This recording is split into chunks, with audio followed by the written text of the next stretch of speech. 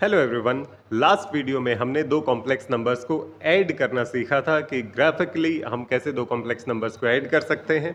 इस वीडियो में हम दो कॉम्प्लेक्स नंबर्स को सब्ट्रैक्ट करना सीखेंगे कि दो कॉम्प्लेक्स नंबर्स का सब्ट्रैक्शन क्या रिप्रेजेंट करता है ग्राफ पर। तो चलते हैं, दो कॉम्प्लेक्स नंबर ले लेते हैं। लेट अस से पहला कॉम्प्लेक्स नंबर है Z1 जो a प्लस आयोटा b है। दूसरा कॉम्प्लेक्स नंबर है Z2 जो c प्लस आयोटा d है। अगर मुझे Z1 माइनस Z2 करना है तो रूल ये है कि रियल नंबर्स में से रियल नंबर सब्ट्रैक्ट होंगे और इमेजिनरी नंबर्स या फिर इमेजिनरी पार्ट में से इमेजिनरी पार्ट सब्ट्रैक्ट होगा। तो Z1 माइनस Z2 करेंगे तो a में से c सब्ट्रैक्ट होगा a माइनस सी और b में से d सब्ट्रैक्ट होगा b माइनस डी। अगर मैं Z1 कॉम्प्लेक्स नंबर को देखूं वो a प्लस आयोटा b है तो ग्राफ में ये जो Z1 जो एरो दिखाएगा, जो Z1 कॉम्प्लेक्स नंबर होगा वो a कॉमा b पॉइंट को रिप्रेजेंट करेगा। जो Z2 है वो c प्लस आयोटा d है तो ये c कॉमा d पॉइंट को रिप्रेजेंट करेगा। अगर ये a कॉमा b है तो इसका मतलब ये है कि ये लेंथ हॉरिजॉन्टल a लेंथ है और वर्टिकल b लेंथ है। अगर ये पॉइंट c कॉमा d है तो हॉरिजॉन्टल लेंथ c है, horizontal length c, vertical length d, vertical length d।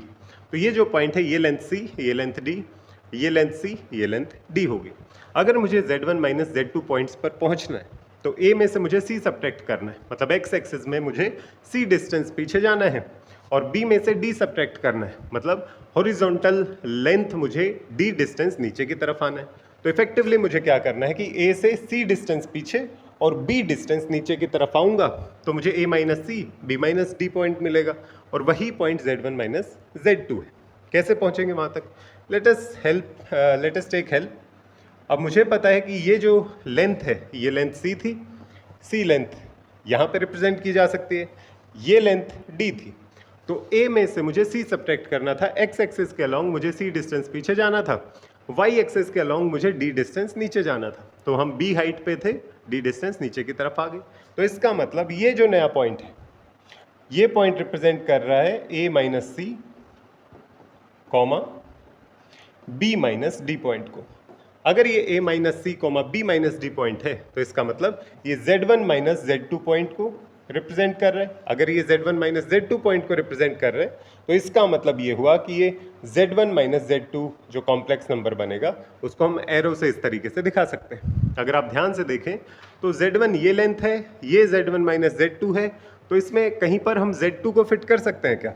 अगर Z2 को फिट करने की कोशिश करें तो ये बिल्कुल एग्जैक्टली फिट होती है इस जगह पर कि Z2 वेक्टर को अगर मैं उल्टी डायरेक्शन में फिट करूं तो ये बिल्कुल परफेक्टली फिट होता है।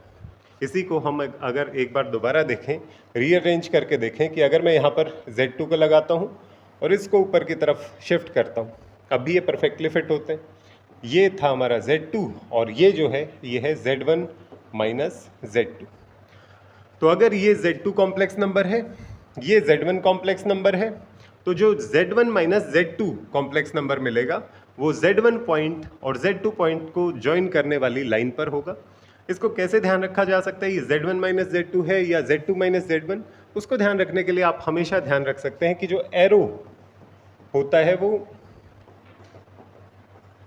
फाइनल माइनस इनिशियल पॉइंट इस तरीके से हम ड्रॉ करते हैं और ये इनिशियल पॉइंट से फाइनल पॉइंट की तरफ होता है, इनिशियल पॉइंट से फाइनल पॉइंट की तरफ होता है। ये एरो देखिए, फाइनल पॉइंट इसका है Z1, इनिशियल पॉइंट है इसका Z2, तो एरो की डायरेक्शन होगी इनिशियल पॉइंट से फाइनल पॉइंट की तरफ और जो एरो का नाम होगा ये होगा final minus initial, final point Z1 minus initial point Z2। तो इस तरीके से हम याद रख सकते हैं।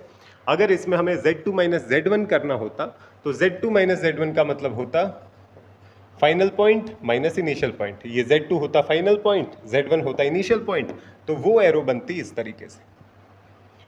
ये अगर होता है Z2 माइनस Z1 कि फाइनल पॉइंट Z2 है, इनिशियल पॉइंट Z1 है, तो इनिशियल से फाइनल की तरफ एरो बनती है और ये रिप्रेजेंट करता है फाइनल माइनस इनिशियल पॉइंट को। I hope it is clear. ये विजुअलाइजेशन था हमारा difference of two complex numbers का। नेक्स्ट वीडियो में मिलते हैं।